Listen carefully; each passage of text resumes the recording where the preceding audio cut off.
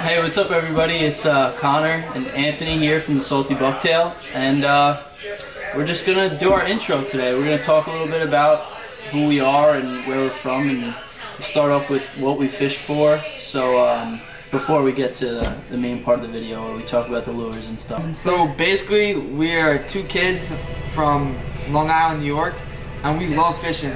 Everything to do with fishing, saltwater, freshwater, whatever time of the year it is, we're gonna find something to fish for. And now we kind of want to take it to the next level. So we're gonna start filming and making videos all about fishing, and we're gonna post it to our Instagram page that we just started. Yeah, so our Instagram is the Salty Bucktail. If you were watching this, you probably already know. We'll put it right here so you guys could look it up on your phones. Yeah, so we're gonna be posting. We post a lot of pictures on there already. We post some videos. We try and do like the short 1-minute videos on there, but for the most part, our main video content will be on this page on the YouTube. So we'll probably be doing like a lot of fishing videos, obviously. We're actually out fishing, either, mostly surf casting. He fishes way more on the boat than I do, but we'll probably be doing a lot of that too. We'll be doing vlogs like this. I guess you could call them vlogs, I don't even know. We'll do probably some reviews too of fishing gear that we use. So just basically everything fishing wise we're going to try to put out to you guys. Once the season picks up and we start getting into fishing for stripers and fluke and all that, we're going to have a lot of videos, a lot of content. Alright guys, so the main portion of this video, we're going to be going over our top 3 saltwater lures when we're fishing for striped bass. So we'll save the best, or what we think is our favorite, for last. And Anthony's going to tell you what we're going to start with. For number 3, it was a close one between one more we'll talk about later. It was honorable mention, but we gave this one the nod because it's really good in the early season, which is coming up now, and that is the SP Minnow or bomber type lure. These lures are very good early on in the season, early on in the spring. A lot of people catch, the majority of bass on lures like these. Do you have an exact reason for that, you think? Or? I think because in the spring, a lot of times you're getting your fish in what I like to call them mud flats, alright? And that is where on a low tide, this water may be very shallow, or there might not be any water on it at all. So a lot of times at the low tide, the sun's gonna come and hit the water that's probably exposed from the low tide, and it's gonna heat it up. And so when you got that incoming water coming back in, that water's gonna heat up the quickest. And a lot of times in the spring, that's gonna be the place the bass are gonna go, especially up here because the water's still really cold. That's gonna be your warmest water. And usually it's 2, 3, 4, 5 foot max, and that's where this SP Minnow does the best because it only dives 1 to 2 foot at the max. So it's literally right in the strike zone the whole time when you're retrieving your lure. One of the reasons I like these lures is because a lot of times during the day, say you're on an open beach. I personally have had this happen where I've been on an open beach fishing and the bass are on one type of lure, right? I'm not going to specify because it could be anything. But, say, it's on anything, diamond jig, bucktail, whatever it is. And the bass are biting on it all day long. Sometimes when the sun goes down, you'll notice, for whatever reason, those fish, that bite will end. You could be killing them on the bucktail, killing them on the diamond jig all day long, but when the sun starts to go down, those fish will stop biting those lures. And that's when you use these. And the reason is because of the motion and the vibration that they cause with the beads or the whatever BBs inside of them. These will attract the fish and get those fish to bite in the dark. So a lot of times it's the action of these lures and the vibration inside of them that maybe a bucktail or a diamond jig doesn't have, that the fish can pick up at night and will get them to bite. So a lot of times I'll be fishing with whatever lure I'm using during the day, and right when that sun goes down and it really gets dark and I notice that the fish stop biting, I'll switch to one of these, or maybe like another plug, like a loaded needlefish or whatever it is, that'll get those vibrations and get that action to get the fish to bite. Yeah, we all been fishing. Say we're on an open beach and we got fish on diamond jigs every cast, but then as soon as the sun goes down, it shuts off. Yeah. You pick up one of these, you could probably pick a couple more fish where everyone else is going back to the parking lot to go home. So that's another good time to use these. Now we're gonna go to our second favorite lure we use when we go striped bass fishing. And that'll be a popper. Bam! So, right there. Here we go. You got your I call these bottle plugs. Bottle plugs, yeah, that's what most people around here call them. And then that's a pencil popper. Pencil popper.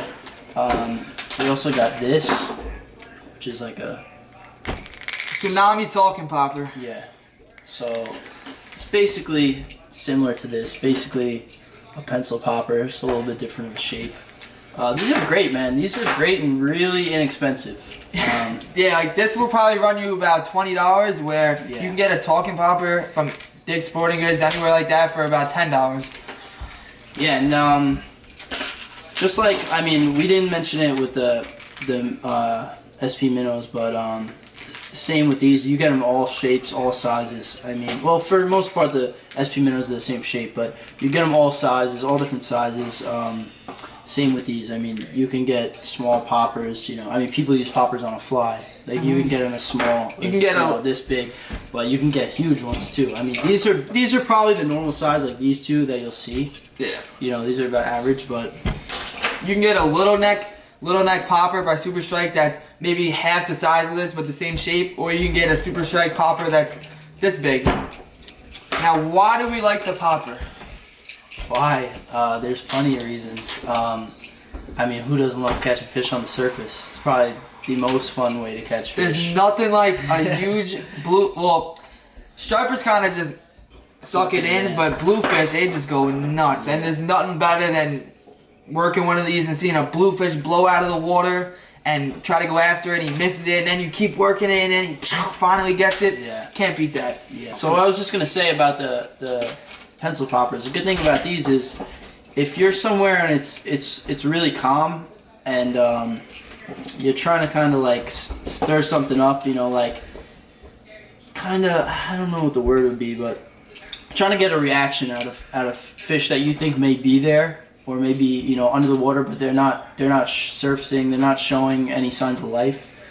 You can really tear the water up with these and get some big fish to come up and strike these. So that's what these are good for.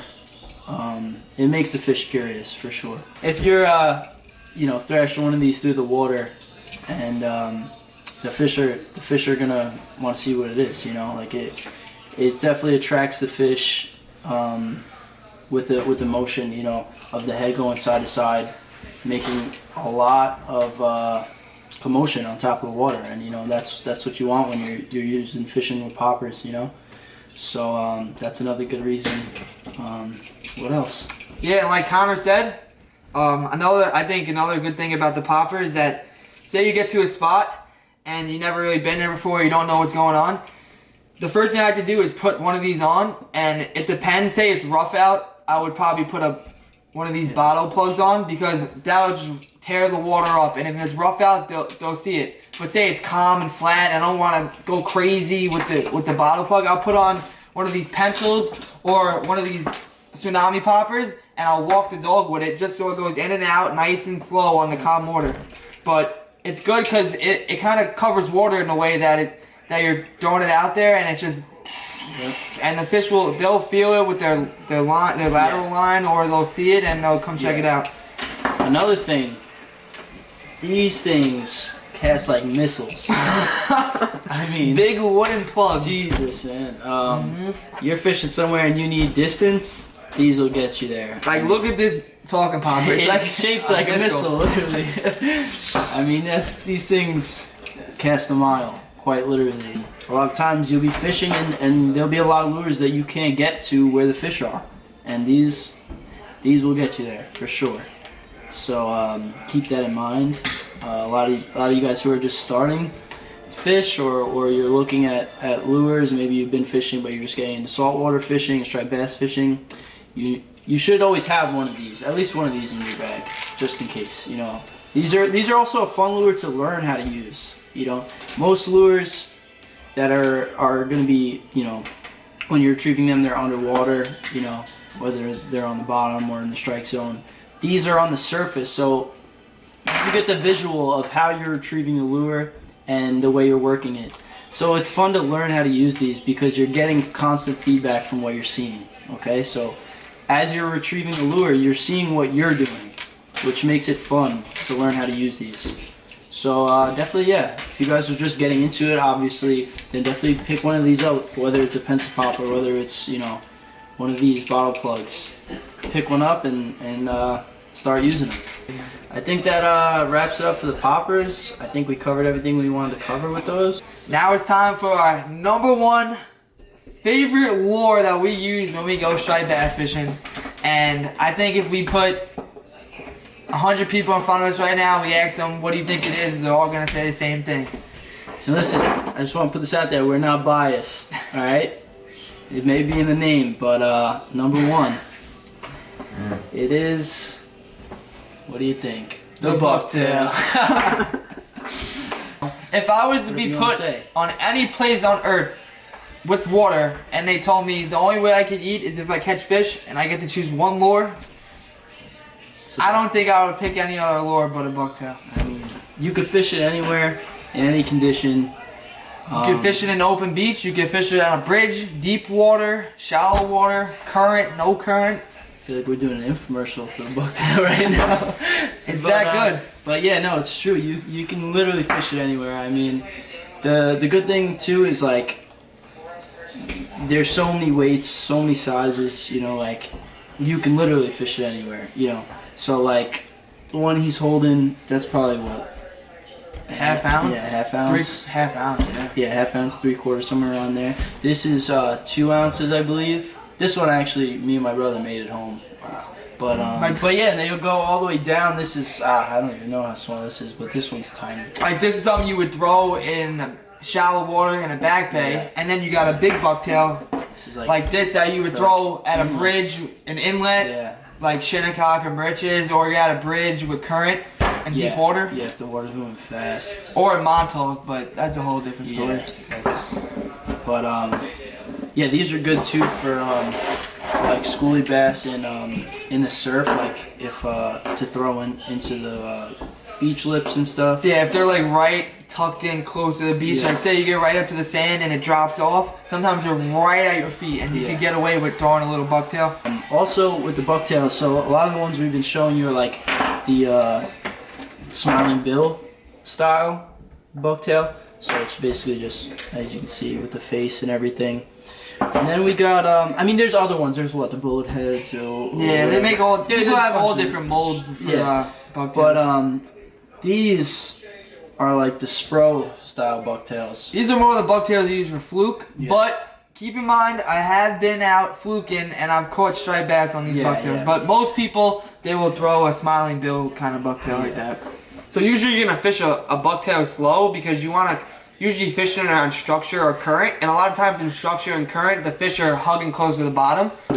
You basically wanna reel it. I like to reel it as slow as I can, but keep it from getting hung up on the bottom. Yeah, so keeping it low, like you said, like those fish will be hanging near the bottom, because a lot of times that structure will break the current and that fast moving water, so it's easier for those fish to hang out down there.